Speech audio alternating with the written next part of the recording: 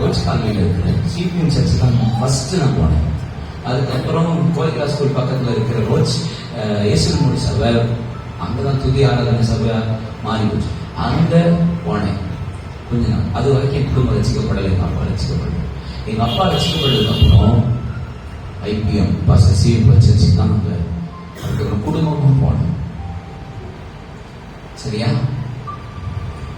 என் pastor ஆரம்ப நாள்ல ஒரு காணிக்க பாட்டு இன்னைக்கு பாடு அப்படின்னு சொல்லிட்டு ஆரம்பிச்சுக்கோங்க. அடுத்த வாரம் நீ காணிக்க பாட்டு. அந்த ஒரு வாரமும் ஒரு காணிக்க பாட்டுக்காக நான் ஜெபிச்ச ஜெபம் அன்பிலீவபிளா இருக்கும். தப்பா பாடிடக்கூடாது, தவறா பாடிடக்கூடாது. எந்த பாட்டை பாடணும் நான் பிராக்டிஸ் அத்தனை பாட்டுக்கு எடுத்து ஜோமனி. நம்ம பாஸ்டர்மா ஒரு 10 நிமிஷம் சாட்சியை ஷேர் பண்ணி சொன்னா அந்த 10 நிமிஷத்துக்காக 10 நாள் ஜெபித்த நாட்கள் கூட உண்டு. ஒரு சங்கீத பகுதியை ஷேர் பண்ணி சொன்னா 150 சங்கீதத்தையும் நம்ம வாசிச்சு எந்த சங்கீதம் 150 பிரசங்கம் கூட எடுத்த நாட்கள் உண்டு. ஒரு சாட்சிக்கு, ஒரு பாட்டுக்கு, ஒரு சங்கீத வாசிப்புக்கு ஒரு வாரம் வைத்த கடைக்கு கொஞ்சம் பண்ணிருப்போம். ஆனா ஏன் இப்ப அது வரல? ஏன்னா அந்த காலகட்டத்துல நான் என்ன நம்பல, நான் அவரை நம்பினேன், அதனால ஜெபிச்சேன். இப்ப எனக்கு ஒரு பாட்டு கொடுத்தா பாட்டா பாடிடலாம், ஜபமா பண்ணிடலாம், பிரசங்கமா பார்த்துக்கலாம், சங்கீதமா வாசித்தரலாம், தியானமா பண்ணிடலாம். என்னைக்கு என்ன நம்ப ஆரம்பிச்சேனோ அன்னையிலிருந்துதான் ஜபம் போச்சு. என்ன நம்பாத காலத்தில் என்றைக்கு நான் எந்த தெய்வத்தை நம்பினேனோ அன்றைக்கு நான் அதிகமாய் ஜெபித்தேன். என்னைக்கு என்ன நம்ப ஆரம்பிச்சேனோ என் வாழ்க்கையில ஜபம் குறைய ஆரம்பித்தது. ஜபம் குறைந்தது, பெருக்கமும் நின்றது. என்ன நம்பல சில நேரம் அவரே நம்பி என்ன செய்ய பேசிடுவா, பாடிடுவா, பேசிடுவேனா, சொல்லிடுவேனா, எனக்கு பயமா இருக்கு. இன்னைக்கு வர்ற வரைக்கும் எனக்கு டென்ஷன் தான். கார்ல வர்றேன்னு பந்தால பிரசவம் பண்றல மைக்க பிடிக்கிற வரை டென்ஷன் தான் எனக்கு. பயம் இருந்துட்டே தான் இருக்கும், பாடிக்கிட்டே தான் இருப்பேன், சிரிச்சுட்டே இருப்பேன். ஏன்? எனக்கு தெரியும் நான் என்ன நம்ப மாட்டேன். என்னைக்கு என்ன நம்புறனோ ஜபம் போயிடும். என்ன நம்பாத பட்சத்தில் எப்ப தெரியுமா தேவன் உள்ளதை அவமாக்கும்படி, இல்லாதவர்களையும் ஞானிகளை வெக்கப்படுத்தும்படி, பைத்தியமானவர்களையும் பலவானை வெக்கப்படுத்தும்படி, பலவீனங்களையும் உலகத்தில் இழிவானவர்கள் அற்பமாய் எண்ணப்பட்டவர்களையும் தேவன் பயன்படுத்துவார் தெரியுமா? எப்ப அவங்களை எப்ப நம்பாம கர்த்தரை நம்புறாங்களோ அப்பந்தான் ஜபம் பெருகும். கை தட்டுங்க, வாயை தரங்க. ஜபம் வந்துச்சுன்னா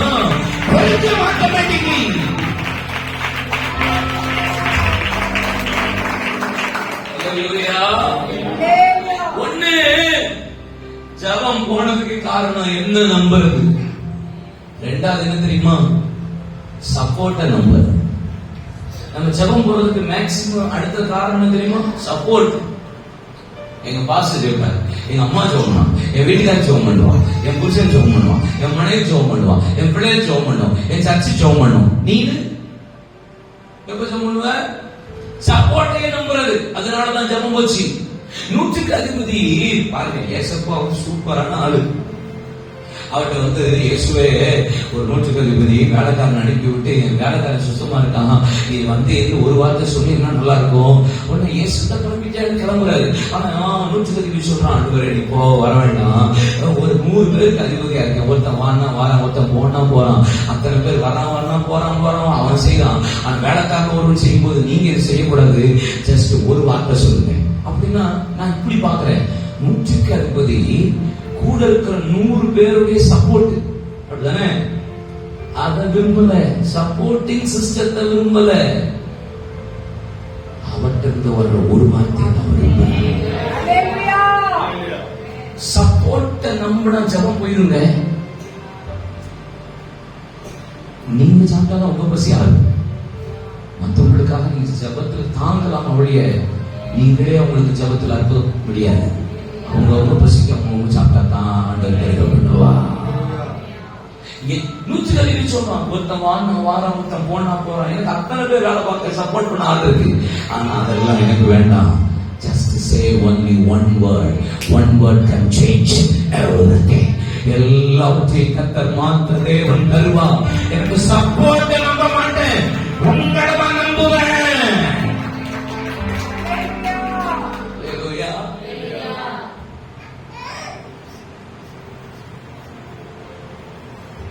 ஒண்ணு ஜெபம் போனதுக்கு காரணம் என்ன நம்பினது? ஜெபம் போனதுக்கு காரணம் சப்போர்ட் நம்பினது. இன்னொன்னு ஜெபம் போனதுக்கு காரணம் சொல்லிட்டேன்.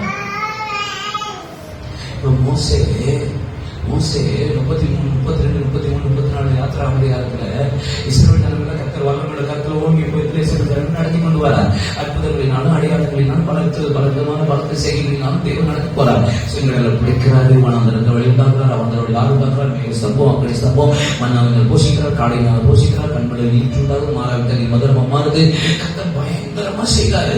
செஞ்சுட்டே வந்துட்டு இருக்கும் போது ஆனாலும் இஸ்ரவேல் ஜனங்கள் வனாந்தரத்துல ஆனவர்களாகி 10 முறை பரிசுத்தை பார்த்து வனாந்தரத்துல தேவனுக்கு விரோதமா ஆரோனுக்கு விரோதமா மோசேக்கு விரோதமா முறுமுறுத்து பரிசுத்தை பார்த்து விக்கிரகாராதனை பண்ணி வெசித்தனம் பண்ணி உட்கார்ந்து விளையாடி குடித்து எல்லா சட்டையும் கொடுத்தாங்க. கரெக்டா? இப்போ மோசே 40 நாள் தேவ சமூகத்துல மேல உட்கார்ந்துட்டு இருக்கிறாரு. 40 days குசியாமல் குடியாமல் தேவ சமூகத்துல ஜெபிச்சுட்டு இருக்கிறாரு. 40 நாள் ஜெபிக்கிறார்ல, 40 நாள் ஜோம் பண்ணிட்டு கீழே வரல. இப்ப ஆண்டவர் சொல்றாரு, உன் ஜனங்கள் தங்களை கெடுத்துக் கொண்டார்கள். இல்ல கெடுத்துட்டாங்க. இது அவசியம் சத்தம் இல்ல, ஜெயலின் சத்தம் இல்ல, இது இறைச்சலின் சத்தம். நீ போ, இந்த ஜனங்கள் வணங்கா கெடுத்துற ஜனங்கள் இதுவரை 10 முறை பரிசுத்தை பார்த்து என்ன கோபப்படுத்தின ஜனங்கள் இதுவரைக்கும் என்ன விசுவாசியா இருப்பாங்க. இந்த ஜனங்களை நான் அழிக்க போறேன். இனி இந்த ஜனங்களுக்கு முன்னாடி நான் வர முடியாது, இதை ஒற்று அப்படிங்கிறது மோசே சொல்றாங்க. உங்களுடைய ஜனத்தின் மீது உங்களுடைய கோபம் மூடாது இருப்பதாக ஆண்டவர் சொல்றாரு, என் சமூகம் உனக்கு முன்பாக போகும், நான் உனக்கு இளைப்பாறுதல் தருவேன். எல்லாமே சிங்குலர்ல தான் இருக்கும், ஒருமையில தான் பத்தர் பேசுவார் மோசேட்ட. என் சமூகம் உனக்கு முன்பாக போய் நான் உனக்கு இளைப்பாறுதல் தருவேன், நான் உன்னை பெரிய ஜாதியாக்குவேன். இந்த பயன்களை விட்டு. ஆனா மோசே சொல்ற வார்த்தை என்ன? ஆண்டவரே, உங்களுடைய ஜனத்தின் மீது உங்களுடைய கோபம் மூடாது இருப்பதாக என்னை பேச்சு அடைத்து அறிந்திருக்கிறதே. எதனால? நீர் எங்களுக்கு முன்பாக போகாவிட்டால் எங்களை இந்த இடத்துல இருந்து அழைத்துக் கொண்டு போகா. இப்ப எனக்கு இப்படி தோணுது. என்ன தோணுது? 40 நாள் ஒன்று ஜெபிச்சிருக்கான்ல, இரவு பகலும் தேவ சமூகத்துல. அடுத்த நாள் கிளம்பிதான் போனோம். ஆனா ஆண்டவர் சொல்றாரு, நான் வரல, நான் உனக்கு முன்னாடி மட்டும் வரேன்னா. ஆண்டவர் சொன்னா, மோசே சொல்ற வார்த்தை 40 நாள் ஜெபிச்ச ஜெபம் இருக்கு டெபாசிட்ல இல்ல, 40 நாள் உபவாசம் டெபாசிட்ல இருக்கு. அடுத்த நாள் சில நேரம் நமக்கு 21 days ஃபாஸ்டிங் பிரேயர் முடிச்சிட்டு அப்பா இன்னைக்கு கொஞ்சம் ஃப்ரீயா இருக்கும்னு தோணும். மோசே பாருங்க, இல்ல 40 நாள் ஜெபிச்சாலும் 41வது நாள் நீங்க வரணும், அதுக்காகவும் நான் ஜெபிப்பேன். பழைய ஜெபத்தை வச்சுட்டு அடுத்த நாள் புறப்படுகிறவன் அல்ல. I need new presence.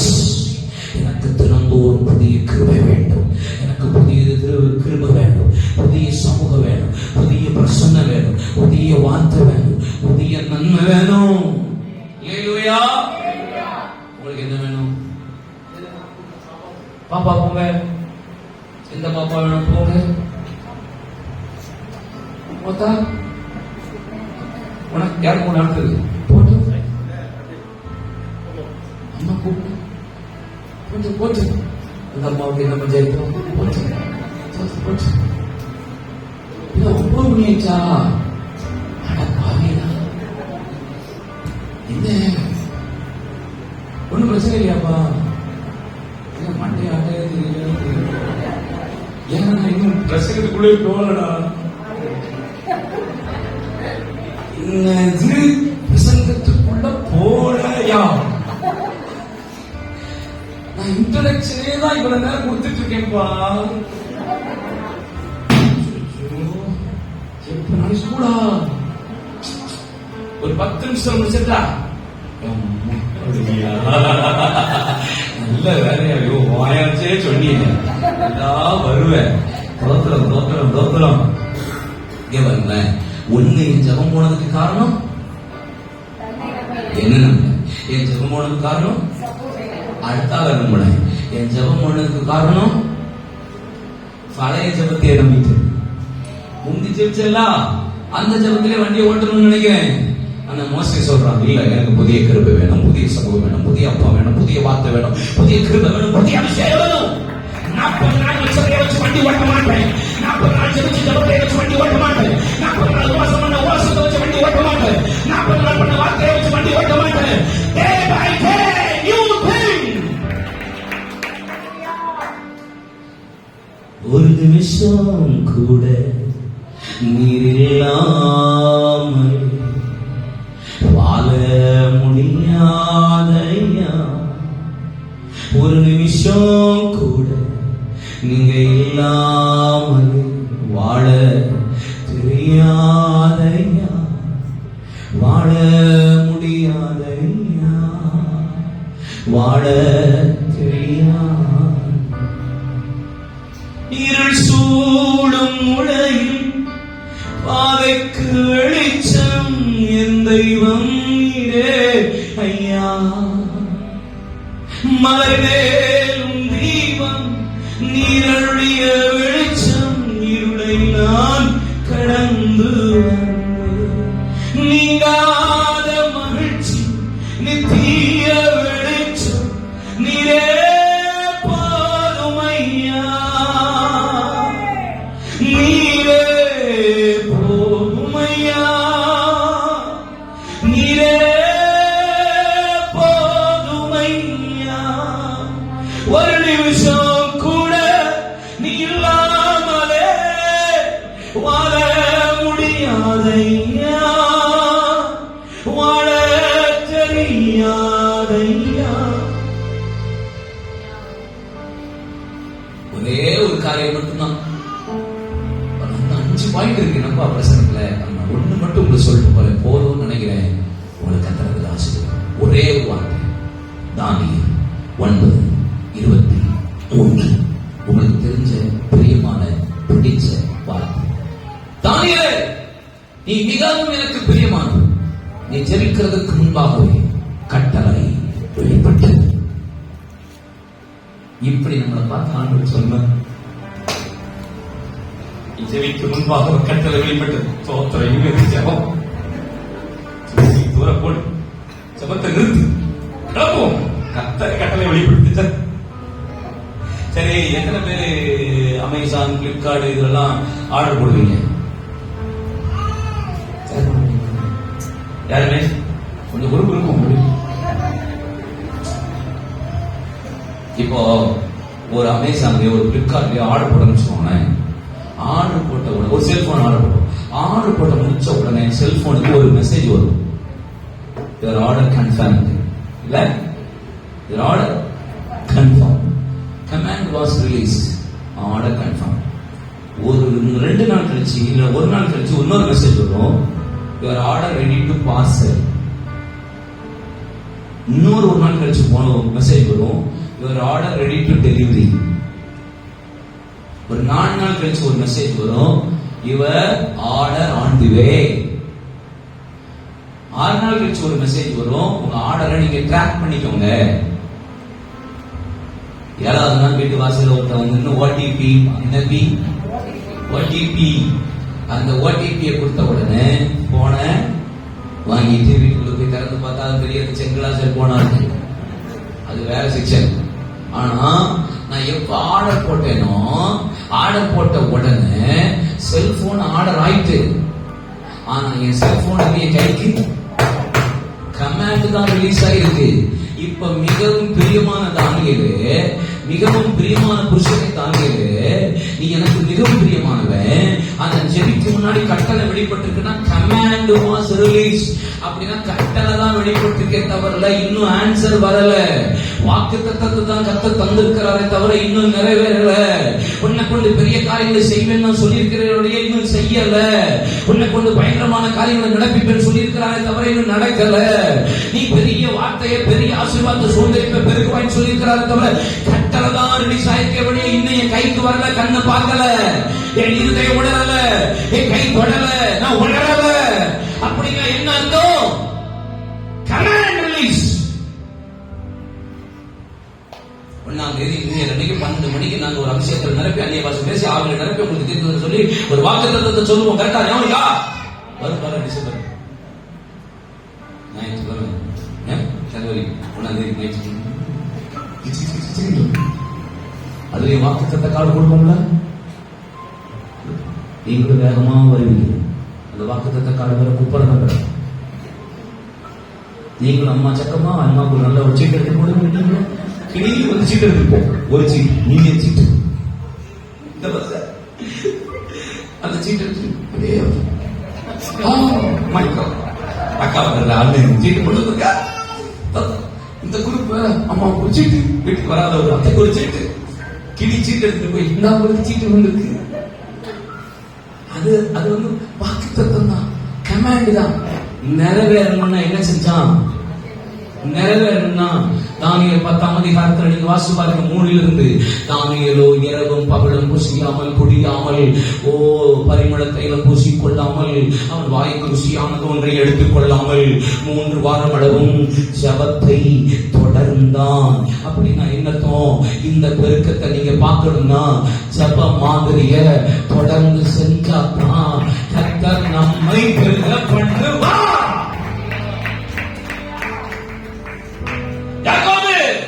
தேவனோடு மனிதனோடு போராடி மேற்கொண்டான். ஆண்டவன் சொல்றார், யாக்கோபு என்ன விடு, பழுது விடுகிறது. யாக்கோபு சொல்றான், அந்த வேலையெல்லாம் வேண்டாம், என்ன ஆசீர்வதிங்க. ஏய் பழுது விடுது, பாடு இல்ல, என்ன ஆசீர்வதிங்க. நீ யாக்கோபு இஸ்ரவேல் ஏ பாடு விடு, என்ன ஆசீர்வதி அப்படின்னு என்ன அர்த்தம்? ஆண்டவர் பிக்ஸ் பண்ண டைமை விட மீறி யாக்கோபு ஜெபிக்கிறான். அப்படின்னா யாக்கோபு சொல்ல வர்றது என்ன? ஆண்டவரே சொல்றாரு, என் டைம் முடிஞ்சு போச்சு, நீ ஜெபத்தை முடின்றாரு. ஆனா யாக்கோபு சொல்றான், ஜெபத்தை முடிக்கிறத பத்தி அப்புறம் யோசிப்போம், என் ஆசீர்வதிங்க, அதுக்கப்புறம் ஜெபத்தை முடிக்கிறத பத்தி யோசிப்போம். ஆனா முதல்ல நம்ம பண்ற வேலை தான் ஜெபத்தை முடிக்கிறது. ஐயா ஆசீர்வதிக்கட்டும். ஜெபத்தை முடிக்கிற மாதிரி ஐடியா இல்லைங்க. ஜப மாதிரியை தொடருவோம். 38 வருஷம் அந்த பெரும்பாடுள்ளவன் பெதஸ்தா என்ற இடத்துல தொடர்ந்தான். அதனாலதான் கர்த்தர் அவரை எழுப்பினான். 40 வருஷம் அலங்கார வசனையில ஒருத்தன் தொடர்ந்தான். அதனாலதான் கர்த்தர் அவனை துள்ளி குளித்து எழுந்து நிமிர பண்ணினான். தொடரணும், ஜபத்தை தொடர தொடர தொடர தொடர தொடரணும். கர்த்தர் பிதாக்களை விட கர்த்தர் நம்மை பெருக பண்ணுவார். கையை தட்டுங்க, வாயை தரங்க, முடிச்சிடக்கூடாது. கட்சி சுழி கட்சி பார்க்கிற வரைக்கும், சிவன் அழைக்கிற வரைக்கும், வெற்றி கொள்ள வரைக்கும் நாம என் சபை பெருகணும். ஸ்பீக்கரை முக்கியமாக பெருக்கம் அற்புதம் பார்க்கிற வரைக்கும் பெருகணும், பிள்ளை கிடைக்கிற வரைக்கும் பெருகணும், போராடணும். பார்த்துப்பார் கர்த்தர் பயங்கர விசுவாசி. வீக்கிறதே கிடையாது, போராடுறதே கிடையாது. சும்மா ஜோம் மாட்டேன் அடுத்தவங்களை நம்புறது. இங்க என்ன நம்புறது? இல்லைன்னா ஏற்கனவே பண்ண ஜபத்தை நம்பிக்கிட்டே இருக்கிறது. என்னைக்கு நானே அதை செய்யல, தொடர்ந்தான். பாருங்க, தொடரும் போது என்ன நடந்துச்சு தெரியுமா? பெர்சிய அதிபதியாகிய சத்துரு வந்து என்னோடு போராடினான். கரெக்டா? எப்பயுமே நீங்க ஜபத்தை தொடரும் போது, வாக்குத்தத்தத்தை சுதந்திரிக்கும் போது, ஆசீர்வாதத்தை சுதந்திரிக்கும் போது பிசாசு உங்களோட போராடுவான். டோன்ட் வரி, கர்த்தர் உங்களுக்காக யுத்தம் பண்ணுவான். கர்த்தர் அனுப்பி உங்க வாக்குத்தத்தம் கையில வரும் வரைக்கும் கர்த்தர் உங்களுக்காக சில வேலை யுத்தம் பண்ணி இறங்கி வருவான். நீங்க தொடர்ந்தா உங்க வாக்குத்தத்தத்துக்காக யுத்தம் கர்த்தர் செய்வான். உங்க ஆசீர்வாதத்துக்காக யுத்தம் கர்த்தர் செய்வான். உங்க பெருக்கத்துக்கான ஆசீர்வாதத்துக்கான யுத்தத்தை கர்த்தர் பார்த்துக் கொள்வான். உங்க வாக்குத்தத்தம் இன்னைக்கு வரலையா? வாக்குத்தத்தத்தை இன்னும் பார்க்கலையா? வாக்குத்தத்தத்தை இன்னும் சொந்தரிக்கலையா? போராடி கொண்டிருக்கீங்களா? தேவன் உங்களுடைய சிறையிருப்பை இந்த இரவு மாற்றி உங்களை பெருக பண்ணுவார்.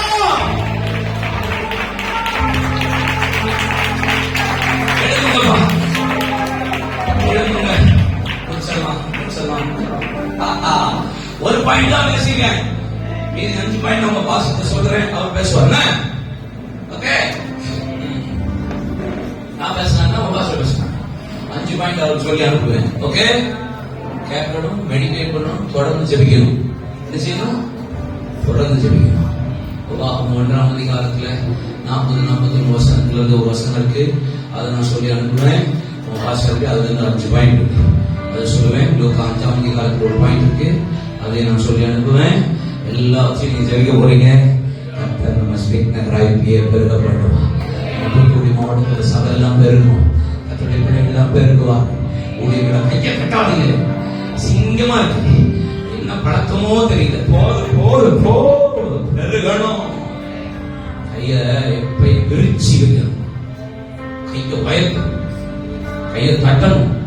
கை கட்டுற பழக்கம் பிசாசு போதும் அப்படின்னு வச்சிருவோம். விரும்பணும். கண்களை கொண்டு எனக்கு அந்த கிருபை தாங்க. ஜெப அபிஷேகம் மாதிரியை பின்பற்றக்கூடிய கிருபை தாங்க. ஜோமனுங்க என்ன நம்பிக்கைனா உங்களை நம்பிட்டீங்களா? இல்ல அடுத்த ஆளை நம்பிட்டீங்களா? ஏற்கனவே ஜெபிச்ச ஜெபத்தை நம்பிட்டு அதிலே வண்டி ஓடுறீங்களா? ஏன்னா பெருகல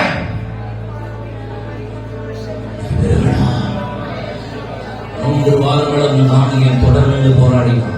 அதனாலதான் அவனுக்கு மறைவு, அதனாலதான் அவனுக்கு வாக்கு தத்துவம், அதனாலதான் கிருபை, அதனாலதான் அபிஷேகம், அதனாலதான் வெளிப்பாடு, அதனாலதான் தரிசனம்.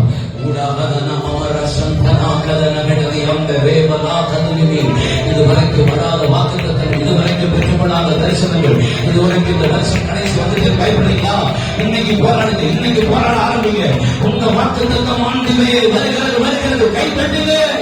இனி தொடர்ந்து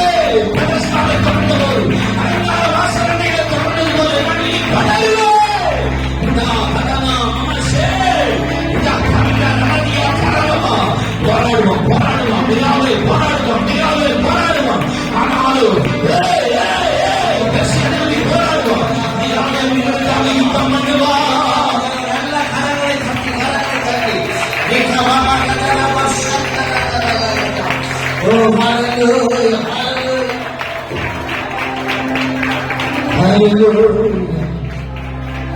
தேவன் காவலை நெகி நம்மத்தில கர்த்தரே இந்த தேவதாசனை நம்மத்தில் அனுப்பி வைத்திருக்கிறார். நான் அப்படிதான் நினைக்கிறேன். எத்தனை பேர் இந்த செய்தி நிமித்தமாக ஆசீர்வாதம் பெற்றுக் கொண்டீங்க? எத்தனை பேர் ஆசீர்வாதத்தை பெற்றுக் கொண்டீங்க? எத்தனை பேர் இந்த வார்த்தை நிமித்தமாக உணரப்பட்டீங்க? எத்தனை பேர் உணரப்பட்டீங்க?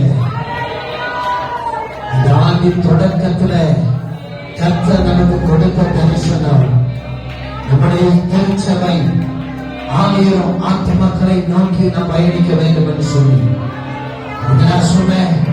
உங்களுக்கு தெரிந்த நபர்களுடைய பெயர்களை எழுதி வைங்க. அவங்களுக்காக ஜெபம் பண்ணுங்க. நிச்சயமா கர்த்தர் ஒரு பொருத்தத்தை தருவார் என்று சொல்லி, நிச்சயமா கர்த்தர் அதுக்கான வழிகளை திறப்பார் என்று சொல்லி அநேக காரியங்கள் ஜெபம் அடிக்கடி நம்ம யூஸ் பண்ணி கொண்டு இருக்கிறோம். நான் உங்களுக்கு இன்றைக்கு காலையில கூட தேவனுடைய வார்த்தை மூலியமாக ஜெபம் எவ்வளவு முக்கியம் என்பதை தேவன் உணர்த்தினார். இன்றைக்கும் கர்த்தர் இப்பொழுது மாலைகளிலே கர்த்தர் உணர்த்தி இருக்கிறார். எத்தனை பேர் உணர்ந்து கொள்ளப்பட்டிருக்கிறோம்? நல்ல கரங்களை தட்டி அவன் கர்த்தருடைய சமூகத்தில் அவன் கர்த்தருடைய காத்து கொண்டு இருக்கிறான். எப்படியாவது ஒரு ஆத்மாக்களை நான் கொண்டு வர வேண்டும் என்று சொல்லி நீங்கள் பிரயாசப்பட்டு அதற்காக சொல்லிப்பீர்கள் என்றால் கர்த்தர் உங்களுக்கு அனுகூலமான காரியங்களை கர்த்தர் வாய்க்க பண்ணுவார். தேவன் நல்லவராயிருக்கிறார். தேவன் நல்லவராயிருக்கிறார். அவன் நமக்கு ஜெயத்தை கொடுக்கிறவராயிருக்கிறார். ஜெபிக்கும் போது ஜெயத்தை கர்த்தர் தருவார். அவன் எந்த காரியத்துக்கானாலும் தொடர்ந்து செபம். இனி சோர்வடைந்து போய் நான் இருக்க மாட்டேன். அவன் ஜெபிக்கிற நேரங்களில் அவன் ஆலயத்தில் குறிக்கப்பட்ட நேரத்தில் நான் வந்து ஜெபிப்பேன் என்று அவன் உங்கள் இருதயத்தில் கர்த்தர் உங்களோடு பேசினார். இந்த வேலையோட இருதயத்தை கர்த்தருக்கு ஒப்புக்கொடுங்க. கர்த்தர் அதற்கான வழிகளை திறப்பார்.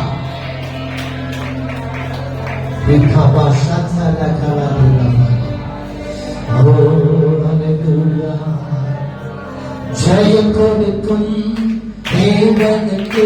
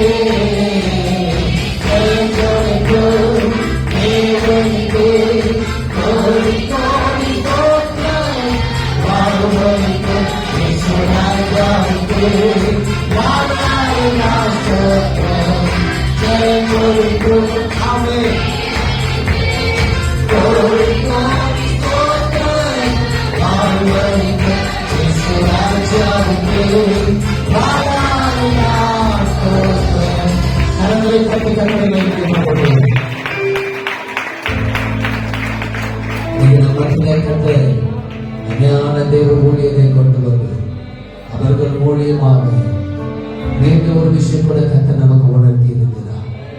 ஆணித்தரமான வார்த்தைகள், அவை அற்புதம் செய்யக்கூடிய வார்த்தைகளை கத்த நமக்கு தந்து இன்னும் நாம் ஏற்கனவே கத்தர் பயன்படுத்தி கொண்டிருக்கிறார். இன்னும் கத்தர் அவருடைய தரிசனத்தை நிறைவேற்றி கொடுக்கும்படியாக இந்த தூத்துக்குடி பட்டணத்திலே அவங்க எதிர்பார்க்கிற 1,00,000 ஆத்மாக்களை கத்தர் கொடுக்கும்படியார், ஒரு பெரிய திருச்சபை கத்தர் கொடுக்கும்படியார், இன்னும் பல தேசங்களுக்கு கத்தர் மகனை பயன்படுத்தும்படியா நல்ல கரங்களை கட்டி கத்தர் மகிமையோடு நல்ல உற்சாகமாய்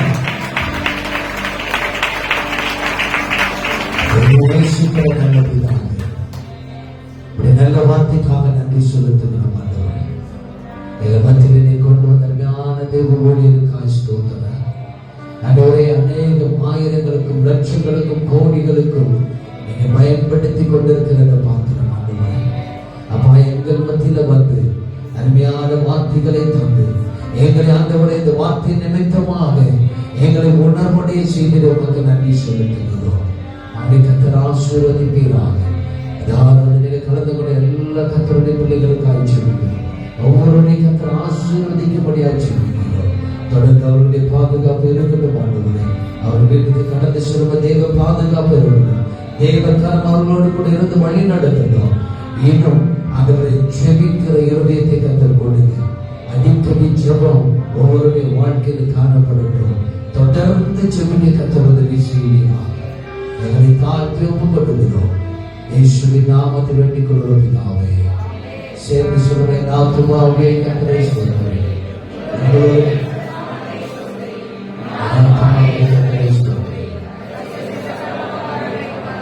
நம்முடைய கர்த்தராகிய இயேசு கிறிஸ்துவின் கிருபை, பிதாவாகிய தேவனுடைய அன்பு, பரிசுத்த ஆவியானவருடைய அன்னிய ஐக்கியமும் சமாதானமும் சந்தோஷமும் கூடி வந்திருக்கிற அவர்கள் சகல பரிசுத்தவான்களோடு கூட இருப்பதாக.